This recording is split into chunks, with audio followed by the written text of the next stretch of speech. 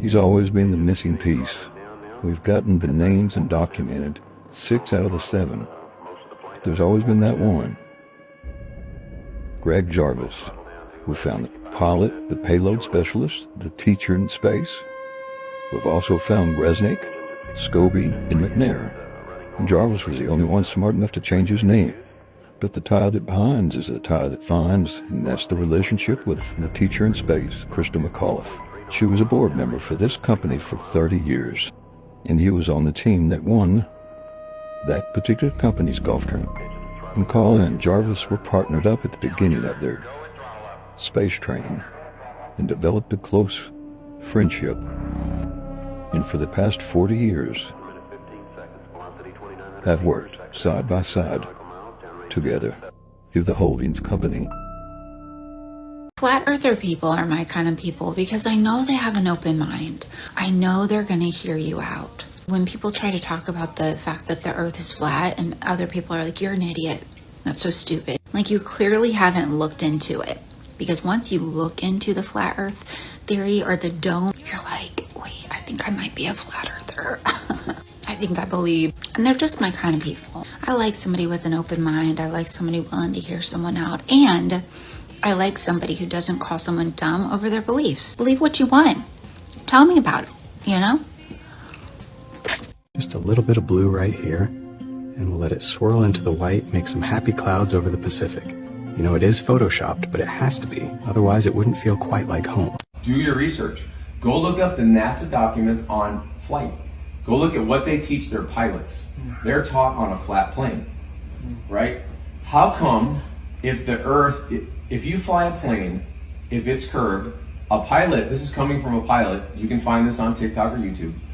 Look up pilot discussing round or flat Earth, you'll find it. So the plane would have to go down 11 inches every mile when they're flying at 650 miles an hour. No pilot does that. The flight technology on the plane is not designed for a curve, it's designed for a plane. Okay. Second, right? We've never been to space. We've never been to space. No. There's a Van Allen radiation belt that surrounds us. Disney owns NASA. NASA, I could go off on NASA, bro. Allow me to.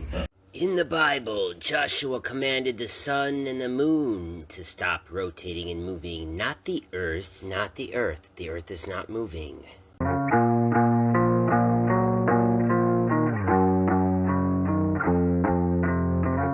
Do you genuinely believe that the Hubble Space Telescope can capture images of the very end of the universe, but it can't zoom in on the United States flag that was apparently placed on the moon? And check this out, guys. This is actually a little bit ridiculous. Breaking news, you are looking at the clearest and most detailed map of the Milky Way galaxy ever made. It was created from information on 2 billion different stars, checking each one 3 trillion times over 11 years. How does anyone believe this absolute nonsense? It's literally a CGI image.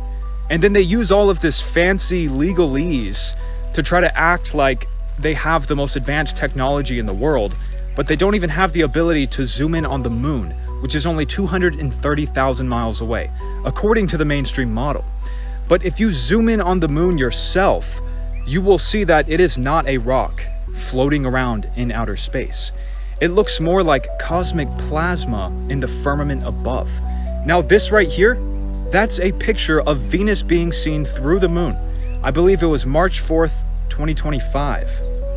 Interesting, and it also looks like the flag of Islam. We are being lied to about space. Katy Perry really had me believing she went up into space, saw the globe, was a changed person, and came back down. Absolutely false. No astronauts are going farther than the ISS, which once again, I thought was way out in space. But I am calling BS on whoever came up with the definition for space. The astronauts are so close to Earth, they can see large bridges. If you spend $150 on LED lights and put them all on your roof, the ISS would be able to see you. And when astronauts say it took their breath away to see the Earth from up above, I thought they were seeing more than 2% of the globe. That's it. That's all they can see at a time, 2%. Literally no one has actually seen the Earth as it is described to us. Well, besides our buddies, the astronauts who went to the moon, which is really so crazy because if my body was the Earth, the ISS would be an equivalent distance away as a speck of dust on my shirt. Meanwhile, the moon would be half a football field away. It's really cool that we were able to go there in 1969 though, especially considering your car fob has more code than the entire Apollo 11 did. A pregnancy test has more memory. It is really so impressive we were able to use such little technology to get so far. I wonder why China, the tech capital of the world, has spent $100 billion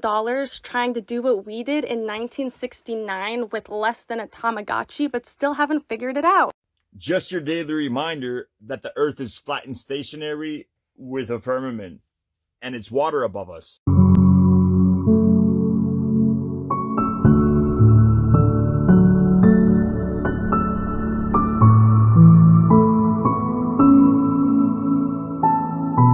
So we are 3 months into 2026, and these are all the things that I'm already starting to believe. 1, the Earth is definitely flat. There's no way that we landed on the moon. I don't even think we've been in space. Project Bluebeam. That was also a pretty interesting rabbit hole. Everything in our history books was probably a lie, and the whole world was probably going to end us. I have heard of it. It has not, but it has nothing to do with the math of it. A plane cannot make that flight. Okay, backpack. Do you know what the TOD is? That's math for an airplane.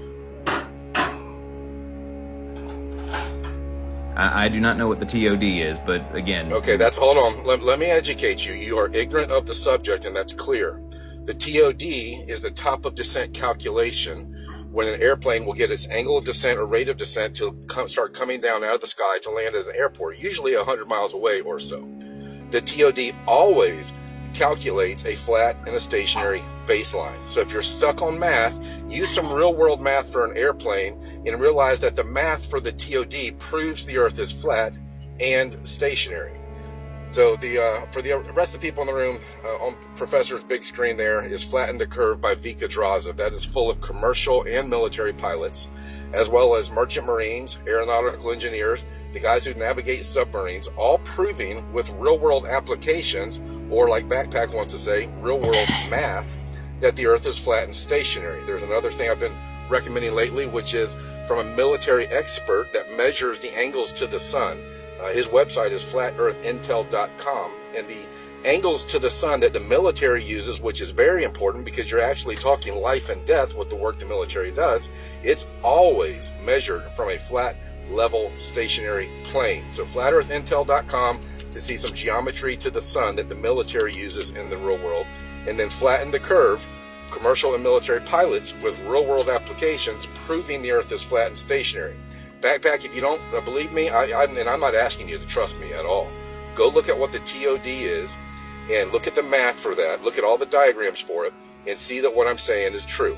The problem with that, there's no problem with that. There is a problem. There's not enough fuel. There's no problem with what I just said. There's not enough fuel to make the trip. That's a good belief, a good story you have. Thank you for sharing your opinion when I just flat smacked the hell out of you with real-world pilots and real-world applications of airplanes. Your belief and opinion about fuel... If the Earth is... All right, so you interrupted me 3 times, and I was almost done. So I just flat smacked the hell out of you with airplanes and the TOD and pilots and merchant marines, and you want to go back to your weak belief and your weak opinion about an airplane not having enough fuel to make a flight that you believe doesn't work on flat Earth. Meanwhile, all of the flights and all of the undersea cables make absolute perfect sense on the flat Earth map, and they don't make any sense on the globe at all. So all of the airplane flight paths fly straight and level, point to point, including the one that you want to talk about from Santiago to Sydney. They all work perfectly on flat Earth. That's the only place that everything works is on flat Earth, because there is no globe. There is no curvature. There is no motion except for the motion of the sun, moon, planets, and stars over us in perfect clockwork cycles. So Backpack, thanks a lot for your you were just a perfect example now of someone who ignored everything I said to go back to your weak belief and your weak opinion about fuel for an airplane. That's really pathetic. So thanks, Professor. Thanks for letting me jump in for a minute. Hey guys, I'm a little annoyed today. I've been coming out more and more to my friends and telling them about the flat earth and just bringing the idea up, idea, not idea. Anyways, bringing it up and being constantly shut down without any, not argument, but no debate whatsoever. They just don't want to hear it. And it's super, super duper annoying. And I don't understand, I don't know why. And then I'll show them things. And then it's like they can't understand it or comprehend it or just even give it a shot at all. And it's really annoying. And it's mostly people that are my age. I'm 19. And the people that are around me, like college kids, they think they know it all. And maybe I think I know it all too, but I don't know. If someone shows me evidence against, because I don't know about you guys, but I loved astronomy. I took it in high school and it was my favorite thing. And I love the idea of space. I was gonna get space tattoos and I loved it, And I was a globe or whatever. I believed in the globe. I had no reason not to, right? Because it's just in front of our face 24/7 all the time. And so my dad actually told me about the flat earth, and he told me, what did he say? The first thing, he's like, Dominique, the earth is flat. I was like, Dad, stop. Because my dad always has these crazy ideas and crazy things going through his head. But I don't know, I just didn't believe him. And he told me about the United Nations logo and then the flat earth and how they were the same thing. And then he reminded me that the government likes to throw stuff in our face and mock us, and they do. And then he told me about airplane routes and how they don't make sense and they make a lot more sense on a flat earth model. And so I was like, okay, Dad, whatever you say. But I looked into it and I was changed almost right away. It made a lot of sense, and it continues to make more sense the more I look into it and the further and deeper I go. But yeah, it's really annoying when people, they can't even, they won't even listen, They won't do anything. It's really annoying. And it's frustrating. And if you don't want to wake up and realize what's happening and see the deception that's right in front of your face, and fine. But at the same time, nothing is going to change if people don't see it. So I'm torn between what should I do? Should I keep pushing it? No, that's annoying. And I don't think it would go anywhere. But at the same time, I think I need to do that. Maybe not with my friends, not with random people, because that wouldn't be good. Actually, I worked at McDonald's, and I worked the drive-thru, right? And I worked third shift, so I worked really late at night and in the morning. But people would come through, and they would be drunk or high or something, the crowd that comes at 2 a.m. And I would just be have a good day, the earth is flat. Or just be just mention it, And the looks I got, it was very funny. It was pretty funny. But I'm not gonna do that. Or maybe I will. Who knows? Freedom of speech, right? But anyways, what I'm trying to get at is that it's really frustrating and really annoying that people can understand and comprehend the globe Earth, when we're spinning at 1,000 miles an hour and then rotating at 66,000 miles an hour as the sun is moving in our Milky Way galaxy at like 667,000 miles an hour, as the freaking Milky Way galaxy is shooting through the universe at like the speed of light. We can understand that, right? And we can understand that space is never ending and always moving, and all the other stars in the sky have their own solar system, and there's infinite amount of possibilities, and that all makes sense, right? And it makes sense that we don't have a real photo of Earth. And it makes sense that there's 2,500 satellites in our orbiting Earth, and they're of no use to us. Like, come on, it's annoying, and I'm kind of sick of it. So, anyways, just sharing my frustration with you guys. I'm planning on doing a real video soon. So, anyways, I hope you guys are having a good day, and I hope if you come out to people and friends and family that the Earth is flat, I hope that you guys have better experiences than me. So, that being said, have a good day.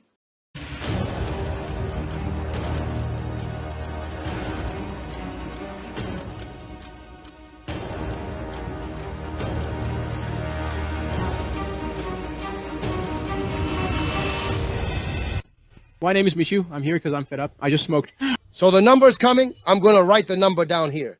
Right, we've got Brazil. Could you pass me a pair of sneakers? 55800 and the rest of it. Hey, Flavio. But this here is a real monster of a... It's a balloon. A balloon there. It's a balloon, well. That was due to your breaking it. Where's the satellite? In the balloon, obviously. How's the satellite going to get into the air without the balloon? This is Brazil. We are in Brazil. Hey, this even makes it to us in the paper, It really does. You can go right ahead. Then record it for tomorrow's paper. Are we on TV? Then let's call the station. Peace speak. If you give a call, come and we'll get to be famous, you see, Flavio. It's on TV for the whole world to see. The polices. See, Flavio? And we go out, all of us together, and we'll get famous. We'll get famous. This damn motto. Come on. You make me want to rob the post office and go to jail. Find a flying saucer. What's its name? But who exactly is that? Oh my, what is that thing? Satellite!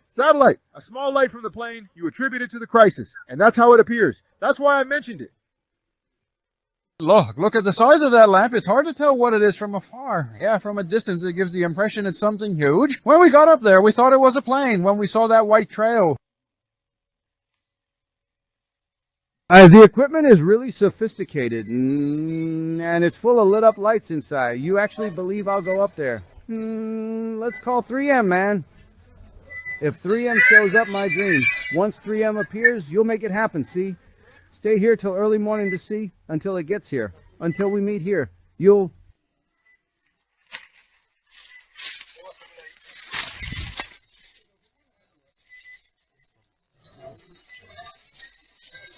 It looks like that's really it, doesn't it? There's only one bed in here. Go ahead and turn it off and see. Tell me this isn't just some small thing. Like, sees a camera? It's already seen us doing all of this. Hello, Brazil. Brazil, are you seeing the camera? If the guy is caught red-handed and sees that it has fallen, that guy will just run away. So I quickly saved it here, then I ran out immediately. The EP went completely offline. But there was no one to pity, no? I brought him back human. How funny that is, no? But I think you can take a good look, now that it's just for him.